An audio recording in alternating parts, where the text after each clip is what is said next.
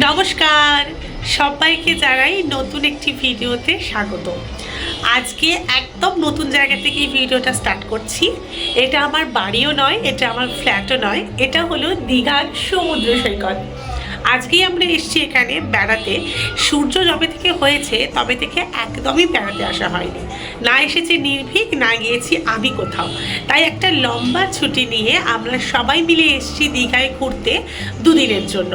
আজকে এসছি, আজকে আছি, কালকে থাকবো, আবার পরশুদিন এখান থেকে ব্যাক করব কলকাতায়। কারণ ওখানে নতুন ফ্ল্যাটে কিন্তু সব কিছু অগোছালো হয়ে গেছে। এবারে ভাবছি মাকে সঙ্গে করেই যাওয়ার সময় নিয়ে যাব, যেহেতু তমলুকে আমার বাবার বাড়ি আর এখান থেকে যাব তমলুকের ওপর দিয়ে, তাই মাকে সঙ্গে করে নিয়ে যাব যাতে আরও মা ভালো করে ওখানে গুছিয়ে নিতে পারে। মাকে বলেছি আগামী এখন 2 সপ্তাহ তুমি আমার কাছেই থাকো আর আমার ফ্ল্যাটটা পুরোপুরি গুছিয়ে দাও। তো যাই হোক, এখন বাজে ওই 6:30 মতো। আমরা এখানে বসে আমি আর নির্ভী কফি খেলাম। কফি খেয়ে এবার যাবো একটু মন্দিরে, জগন্নাথ মন্দিরে, ওটাই দেখতে এসেছি মূলত। তো কালকে সকালবেলা যাবো আমরা চন্দনেশ্বরে। তো কালকে একদম প্যাকটা প্ল্যান, একটুও নড়াচড়ার জায়গা নেই। তো এখন আমরা সবাই মিলে রেডি হয়ে বেরোবো জগন্নাথ মন্দিরের উদ্দেশ্যে। চলুন আপনাদের সাথেও যতটা পারি শেয়ার করব। প্রথম থেকেই আমার আর নির্ভীকের প্রেফারেন্স ছিল যে আমরা সি ফেসিং রুম নেব। আমরা আছি হোটেল নিউ সাগরপ্রিয়াতে, এটা নিউ দীঘায়, আর একদম সি ফেসিং নিজেদের মনের মতো একদম রুম পেয়ে গেছি আমরা। পুরীতে গেলেও আমার নেক্সট প্ল্যান আছে পুরীতে যাওয়ার, ওখানে গেলেও আমাদের এই একটাই প্রেফারেন্স থাকে যে সি ফেসিং রুম। আর বেশ অনেক দিন পর একটা মনের মতো রুম পেয়েছি, মনের মতো জায়গায় থাকছি। তো আমরা তো খুবই এনজয় করছি, আমার তো ভীষণই ভালো লাগছে। আর সূর্যও ভীষণ এনজয় করছে। আমরা দুপুরবেলা লাঞ্চ করার পর গেছিলাম একটু সি সাইডে, ওখানে তো সূর্য একটুও বসেনি, সারাক্ষণ দৌড়ে বেরিয়েছে। তো আমরা ক্লান্ত হয়ে রুমে চলে এসেছি, ঘুমিয়ে টুমিয়ে এখন রেস্ট নিয়ে শরীর একদম ফিট। এবার আমরা বেরোচ্ছি জগন্নাথ মন্দিরের উদ্দেশ্যে। টোটোতে যেতে যেতেই বাইরে থেকে মন্দিরের অপরূপ দৃশ্য চোখে পড়ছিল, আর ভীষণ ভালো লাগছিল এখানে এসে। আমাদের জগন্নাথ ধামের এই প্রথম দর্শন। এখানে বাইরে জুতো খোলার ব্যবস্থা আছে একদম বিনামূল্যে। ওখানে জুতো খুলেই আমরা সবাই প্রবেশ করলাম ভেতরে। এত সুন্দর কারুকার্য আর বিশাল বড় স্ট্রাকচার দেখে সত্যি অসাধারণ না বলে আর থাকতে পারলাম না। একদম মন্দিরের গর্ভগৃহকে আমরা ঢুকেছিলাম। মন্দিরটি সম্ভবত 8টায় বন্ধ হয়ে যায়। আমরা খুব তাড়াতাড়ি করে গেছিলাম এবং ভগবানের দর্শন হয়ে গেছে আমাদের মন্দির দর্শন। আর এখানে কিন্তু 8টার সময় মেন মন্দিরটা বন্ধ করে দেয়, তাই তাড়াহুড়ো করে আমরা মন্দির ভালোভাবে দর্শন করতে পেরেছি। এখানে বাইরেই বিক্রি হচ্ছিল পাপড়ি চাট, ঝালমুড়ি এইসব। সমুদ্রের পাশে বসে এগুলো খেতে কিন্তু খুবই মজা হচ্ছিল। আর সেদিনকে ওয়েদারটাও ছিল দারুণ সুন্দর, না গরম না ঠান্ডা। নিয়ে নিলাম 1 প্লেট আলু কাবলি আর 1 প্লেট পাপড়ি চাট। আমরা এই চাট টাইপের জিনিস খেতে ভীষণ ভালোবাসি, তাই জন্য আর দেরি না করে আর একটু খিদেও পেয়ে গেছিলো, যে কারণে আমরা আলু কাবলি নিয়ে নিয়েছিলাম আর দেখছিলাম সমুদ্রের এই উত্তাল। এত ভালো লাগছিল, অনেক দিন পর সমুদ্রের ধারে বসে সময় কাটাতে সত্যি মনটা যেন ভরে যাচ্ছিল। দীঘা বাড়ির কাছে হলেও খুব একটা ঘন ঘন আমাদের আসা হয় না, তাই যখন আসি একদম পয়সা উসুল করে নিই।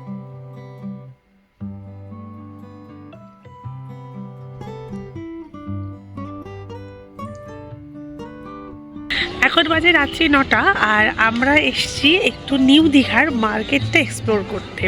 এখান থেকে দেখি টুকটাক যদি কিছু জিনিসপত্র নিয়ে নেবো, না হলে নর্মাল একটু দেখেই চলে যাব।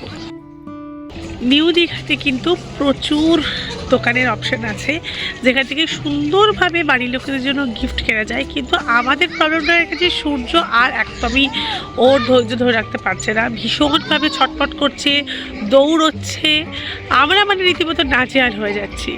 আর আমাদের পেছনেই এই হোটেলটা একদম সি বিচের ধারেই, সি ফেসিং।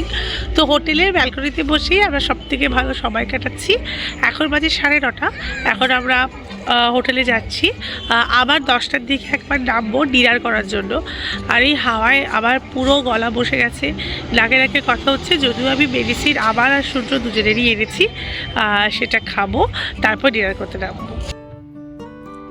পরের দিন এখন বাজে সকাল 6টা। সমুদ্রের ধারে হালকা হালকা ভিড় জমেছে, আর এখান থেকে সত্যি দৃশ্যটা খুব অসাধারণ লাগছে।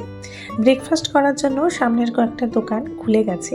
আমরা তাড়াতাড়ি স্নান করে ব্রেকফাস্ট না করেই যাচ্ছি মন্দিরে। ভেবেছিলাম খেয়ে যাব, কিন্তু মন থেকে হলো না, খেয়ে যাব না। তাই কথা মতোই ওই 9টা নাগাদ আমরা হোটেল থেকেই একটা টোটো বুক করে বা অটো বুক করে চলে গেলাম চন্দনেশ্বরের মন্দিরে সূর্যর চুল ফেলতে।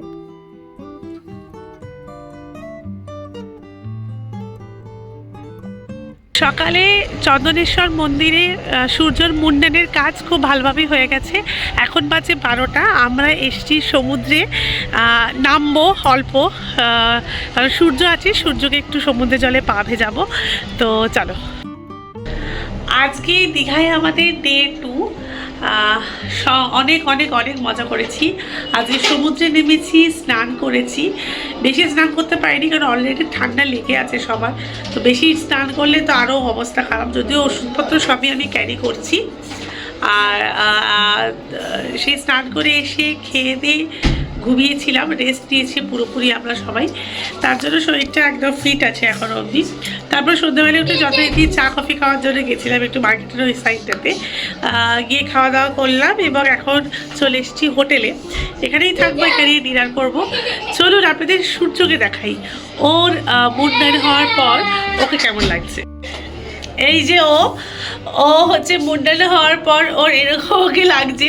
ওর চুলগুলোকে আমরা ভীষণভাবে মিস করছি। শুধু ও নয়, আমরা তো ভীষণ ভীষণ ভীষণভাবে মিস করছি। বাইরে যাওয়ার আগে ওর চুলটাকে এখানটা একটা পনিটেল করা ছিল আমার মূল কাজের মধ্যে একটা, সেই কাজটা এখন একদম কমে গেছে। স্নান করার পর ওর চুলটাকে ভালোভাবে ড্রাই করাও ছিল আমার একটা বিশাল বড় কাজ। আর চুলের জন্য আমি ভীষণ টেনশন করতাম, মানে গরমকালে ও সবসময় মাথা ভিজে থাকতো, ঘেমে যেত। শীতকালটা মানে যবে থেকে শীত পড়েছে তবে থেকে তো চুল ভেজালে মানে শুকনোই হতো না।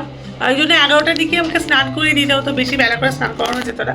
আর এখন ওইসব কোনো ব্যাপারই নেই, জাস্ট ওকে জল ঢালছি আর ওর স্নান ফটাকসে হয়ে যাচ্ছে, আমার কাজ কমে গেছে। তো এই আর জন্ম থেকেই ওর ফার্স্ট যখন ওর বার্থ হয় তখন থেকেই ওর মাথায় প্রচুর চুল, মানে ওটিতেই আমি দেখছি যে ও আমার ছেলের মাথায় প্রচুর চুল হয়েছে।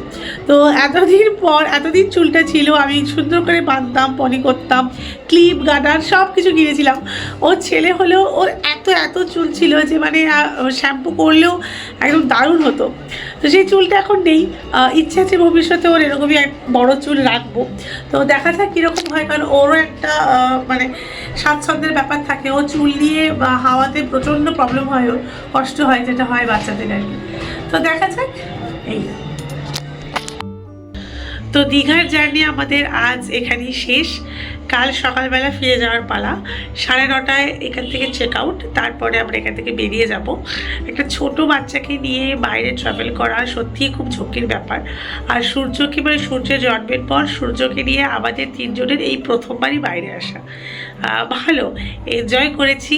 একটা ছোট বাচ্চাকে নিয়ে এলে যেটা হয় প্রচণ্ড ঝামেলা থাকে, কারণ তার প্রপার খাওয়াটা, তার যেন ঠান্ডা লেগে যায়, তার যেহেতু সমুদ্র সেজন্য জলে ভেজা টেজাগুলো একটু বেশিভাবে হয়। তো এইগুলো সব কিছুই ভালোভাবে হয়েছে। এখনও অবধি আমরা 3 জনে একদম ঠিকঠাক আছি। তো এরপর ভালোভাবে কলকাতা ফিরে যাওয়ার পালা। তারপরে যেরকম রোজগার কাজ সেই শুরু হবে। তো এই ভিডিওটা এই অবধি। আমাদের এই 2 দিনের দীঘা সফরের যতটা পেরেছি সেটা আপনাদের সাথে শেয়ার করেছি। অবশ্যই কমেন্ট করবেন কেমন লাগলো। আর সূর্যর মুন্ডনের কাজটাও এখানেই করলাম। অনেক বড় কাজ, খুব স্মুথলি হয়ে গেছে। এটাই ঠাকুরের কাছে প্রার্থনা করি ও এবং আমরা সবাই যেন খুব ভালো থাকি।